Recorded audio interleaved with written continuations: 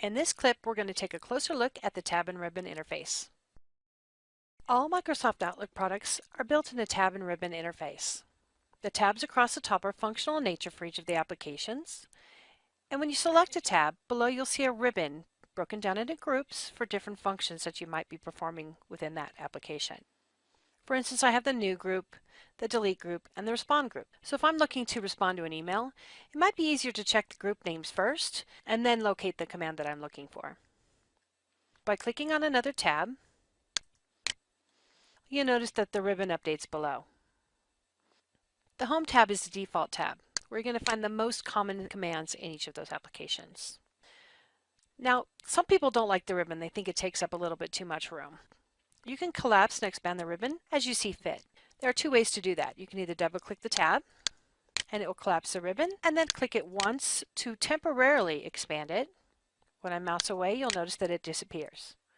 If I double-click it again, it will once again expand and lock the ribbon into place. You can also use the expander button in the lower right-hand corner. So I can collapse and then expand again by double-clicking. The File tab is a special tab.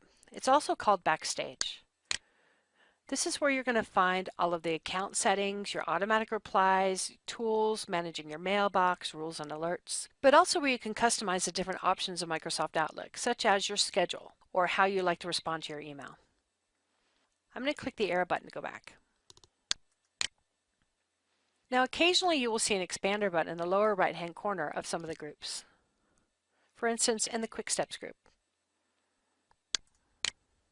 This gives me additional options for that particular group. I'm going to go ahead and click Cancel here.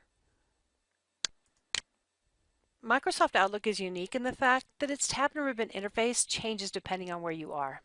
So I'm going to go ahead and click New Email. And you'll notice that my tabs and ribbons are different because now I'm working with a message. Note that some of the commands on the ribbon are grayed out. If a command is grayed out, it's probably because my cursor is placed somewhere where that command is not available. For instance, I'm in the To line, so I can't format text there. At the point where I go to compose the message, I can click in the text box, and now you'll see that all of the basic text commands light up for me. If I create a new calendar item, note that now my tab and ribbon interface is for an appointment. I can make it a Skype meeting, add meeting notes, invite attendings, typical things that I would do in an appointment. The tabs and ribbons are all customizable, and we'll show you how to do that in a future clip. Thanks for watching, and I'll see you in the next clip.